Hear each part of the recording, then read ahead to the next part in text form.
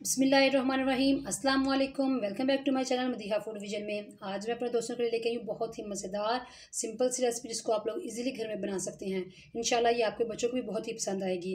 तो हम लोग बना रहे हैं एग फ़िश क्यूब फ्राई, जो कि बहुत ही मज़ेदार इंशाल्लाह बन के तैयार होंगे। तो इसका क्यूब फ्राई बनाने के लिए मेरे पास जिन चीज़ों की ज़रूरत है, मैंने ये फ़िश ली है, 1.5 पाव मैंने फ़िश ली है, जिसको मैंने इस तरह से क्यूब्स की शक्ल में कट करके रख लिया है। साथ में इसके अंदर एक अंडा हम लोग इस्तेमाल करेंगे और कॉर्नफ्लोर इस्तेमाल करेंगे हम लोगों ने, जो कि 3 खाने के चमचे हम लोगों ने रखे हुए हैं।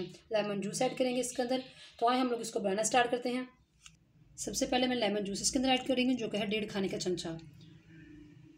नमक हम लोग इसके अंदर हाफ़ टी स्पून ऐड करेंगे। लाल मिर्च का पाउडर इसके अंदर 1 टीस्पून इसके अंदर ऐड करेंगे। हाफ़ टी स्पून हम लोग इसके अंदर धनिया पाउडर ऐड करेंगे और गरम मसाला भी हम लोग इसके अंदर पिसा हुआ हाफ़ टी स्पून ऐड करेंगे। 2 खाने के चमचे हम लोग इसके अंदर कॉर्नफ्लोर ऐड करेंगे और अंडा जो कि मैंने आप लोगों को बताया है, मैंने इसको अच्छी तरह से बीट कर लिया है, बट मैं इसके अंदर हाफ़ जो है वो ऐड कर रही हूँ, क्योंकि ये तो इसलिए ये ज़्यादा हो जाएगा। अगर आप लोगों के पास फ़िश ज़्यादा है, यानी कि हाफ़ के जी से ज़्यादा है, तो आप इसके अंदर पूरा अंडा इस्तेमाल कर सकते हैं। तो मेरे पास हाफ़ के जी से कम है थोड़ी फ़िश, तो इसलिए मैं इसके अंदर आधा अंडा ऐड कर रही हूँ। इन सारी चीज़ों को अच्छी तरह से मिक्स कर लेते हैं। इसको अच्छी तरह से हम लोगों ने मिक्स कर लिया। आप लोग देख सकते हैं बहुत ज़बरदस्त इसके मसाले जो हैं हम लोगों ने तैयार कर लिए हैं। अब इसको मैरिनेट करके हम लोग तकरीबन 2 घंटे के लिए छोड़ देंगे। 2 घंटे के बाद मैं आप लोगों को बताऊंगी कि मैंने इसको किस तरह से फ्राई करना है।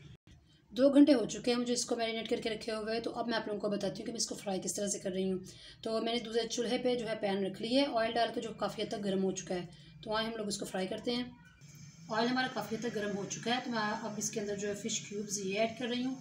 तो आपको मैं बता दूं कि जो फ़िश का ऑयल है वो पहले से भी हमारे पास बचा पड़ा हुआ था, क्योंकि ये जो हम लोग फ़िश फ्राई करने के बाद जो ऑयल बचता है वो आप लोग इसको नॉर्मली हांडियों में इस्तेमाल नहीं कर सकते, तो इसको अलग से हम लोगों को रखना पड़ता है। तो कुछ मैंने वो ऐड किया, कुछ साफ़ हम लोगों ने तेल लिया। तो ये गर्म हो गया। अब हम लोग इसके अंदर इस तरह से हर एक एक क्यूब्स डालेंगे। आँच आप लोगों ने मीडियम रखनी है, ज़्यादा हाई नहीं करनी है, वरना ये बहुत जल्दी पक जाएंगे ऊपर से और फ़िश अंदर से कच्ची रह जाएगी। 2 मिनट हो चुके हैं इसको अच्छी तरह से कुक होते हुए, यानी कि फ्राई होते हुए। आप लोग देख सकते हैं इसके ऊपर बहुत ही ज़बरदस्त कलर आना शुरू हो चुका है। इसको मज़ीद हम लोगों ने 2 मिनट और पका लेना है अच्छी तरह से, और जब ये 2 मिनट के बाद अच्छी तरह से पक जाएगी तो फिर मैं इसको निकालते हुए आप लोगों को दिखाऊंगी।